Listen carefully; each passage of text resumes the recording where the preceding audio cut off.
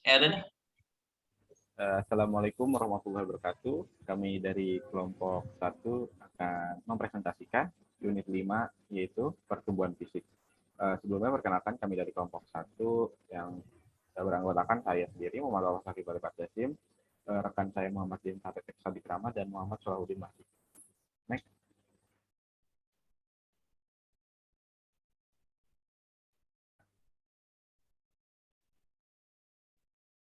Yang pertama penyebab pertumbuhan.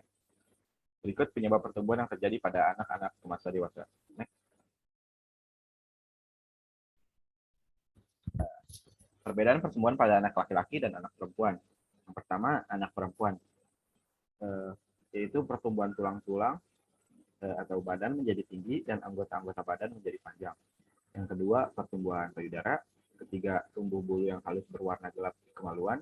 Empat, mencapai pertumbuhan ketinggian badan yang maksimum setiap tahunnya. Lima, bulu kemaluan menjadi keriting. Enam, menstruasi atau haid. Tujuh, tumbuh bulu-bulu ketiak.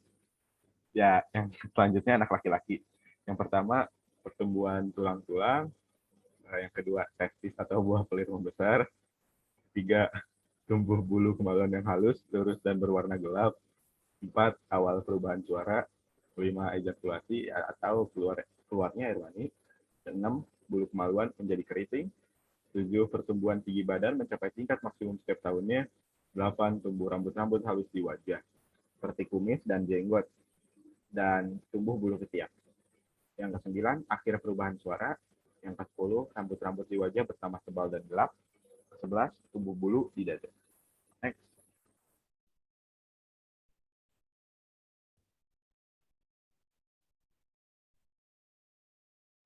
Penjelasan dasar mengenai penyebab pertumbuhan. Penyebab pertumbuhan pada masa remaja adalah karena ada dua kelenjar yang menjadi aktif bekerja dalam sistem endokrin. Kelenjar pituitari yang terletak di dasar otak mengeluarkan dua macam hormon yang diduga erat hubungannya dengan perubahan pada masa remaja. Kedua hormon itu adalah hormon pertumbuhan yang menyebabkan terjadinya perubahan ukuran tubuh dan hormon gonadotropin atau sering disebut hormon yang merangsang gonad atau kelamin agar aktif bekerja. Menjelang saat remaja dimulai, kedua hormon ini sudah mulai diproduksi dan pada saat remaja semakin banyak dihasilkan. Seluruh proses ini dikendalikan oleh perubahan yang terjadi dalam kelenjar endokrin. Kelenjar ini diaktifkan oleh rangsangan yang dilakukan kelenjar hipotalamus, yaitu kelenjar yang dikenal sebagai kelenjar untuk merangsang pertumbuhan pada saat remaja dan terletak di otak. Meskipun kelenjar gonad atau kelenjar kelamin sudah ada dan aktif seseorang dilahirkan, namun kelenjar ini seolah tidur dan baru akan aktif setelah diaktifkan oleh hormon gonadotropin dari kelenjar pituitari pada waktu anak memasuki tahap remaja. Segera setelah tercapai kematangan alat kelamin, maka hormon gonad akan menghentikan aktivitas hormon pertumbuhan. Dengan demikian, pertumbuhan fisik akan terhenti. Keseimbangan yang tepat yang tercipta antara kelenjar pituitari dan gonad menimbulkan perkembangan fisik yang tepat pula. Selama masa remaja, seluruh tubuh mengalami perubahan baik di bagian luar maupun di bagian dalam tubuh, baik pertumbuhan struktur tubuh maupun fungsi. Pada kenyataannya, hampir semua bagian tubuh perubahannya mengikuti irama yang tetap, sehingga waktu kejadiannya dapat diperkirakan sebelumnya. Perubahan tersebut tampak jelas sekali pada bagian pertama masa tersebut. Selanjutnya akan disampaikan oleh teman saya, Jendra.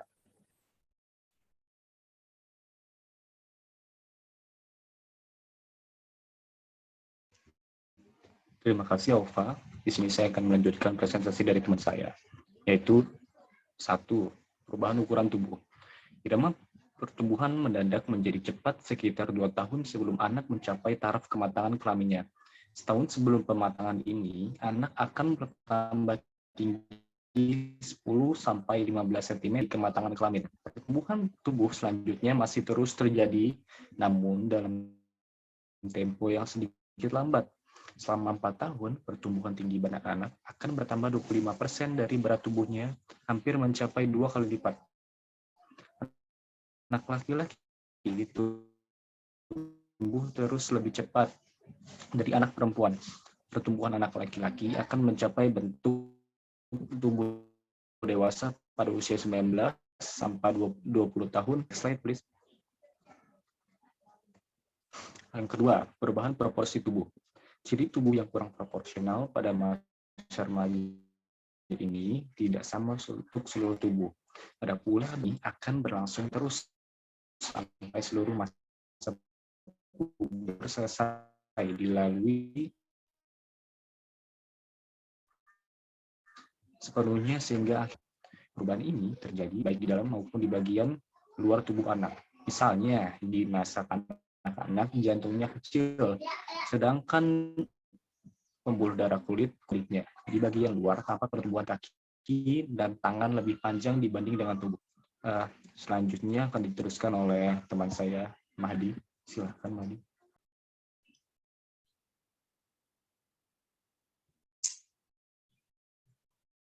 Oke, terima kasih Denta. Di sini saya akan menuliskan presentasi kelompok kami. Di sini ada perubahan fisik sepanjang masa remaja meliputi dua hal, yaitu yang pertama ada kecepatan pertumbuhan. Bagi remaja laki-laki, permulaan kecepatan pertumbuhan berkisar antara 10 sampai 5 dan 16 tahun. Bagi remaja perempuan, percepatan pertumbuhan dimulai antara 7, 5, dan 11, 5 tahun dengan umur rata-rata 10,5 tahun. Puncak pertumbuhan ukuran fisik dicapai pada usia 12 tahun, yakni kurang lebih bertambah 6 sampai 11 cm setahun. Yang kedua, berproses kematangan seksual. Meskipun kematangan seksual berlangsung dalam batas-batas tertentu dan urutan tertentu dalam perkembangan ciri-ciri kelamin sekundernya, namun kematangan seksual anak-anak remaja berjalan secara individual, sehingga hanya mungkin untuk memberikan ukuran rata-rata dan penyebarannya saja.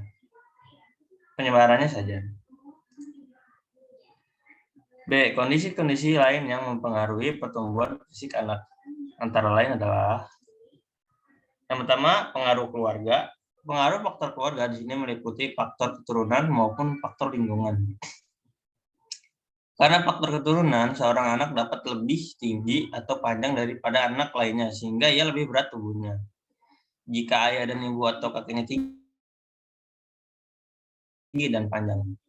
Yang kedua, pengaruh gizi. Anak-anak yang memperoleh gizi yang cukup biasanya akan lebih tinggi tubuhnya dan sedikit lebih cepat mencapai taraf remaja dibandingkan dengan mereka yang kurang memperoleh gizi. Yang ketiga, ada gangguan emosional. Anak yang terlalu sering mengalami gangguan emosional akan menyebabkan terbentuknya steroid adrenal yang berlebihan, dan itu akan membawa akibat pembentukan hormon pertumbuhan di kelenjar pituitari. Bila terjadi hal demikian, pertumbuhan awal remajanya terlambat dan tidak tercapai pertumbuhan yang seharusnya. Yang keempat, ada jenis kelamin. Anak laki-laki cenderung lebih tinggi dan lebih berat daripada anak perempuan, kecuali pada usia antara 12 dan 15 tahun. Anak perempuan biasanya akan sedikit lebih tinggi dan lebih berat daripada anak laki-laki. Terjadi perbedaan berat dan tinggi tubuh ini karena bentuk tulang dan otot pada anak laki-laki. Yang kelima, ada status sosial ekonomi.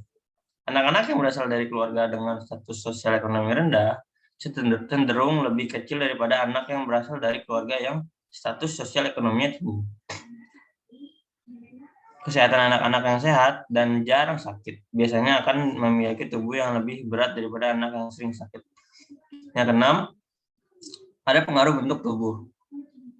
Bangun atau bentuk tubuh, apakah mesomorph, ektomorph, atau ethmorph, akan mempengaruhi besar kecilnya tubuh anak. Misalnya, anak yang bangun, tubuhnya mesomorph akan lebih besar daripada yang endomorph.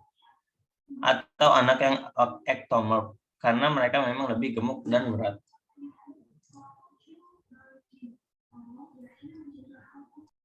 Ya, sekian dari kelompok kami untuk presentasi unit 5. Kurang lebih mohon maaf. Wassalamualaikum warahmatullahi wabarakatuh.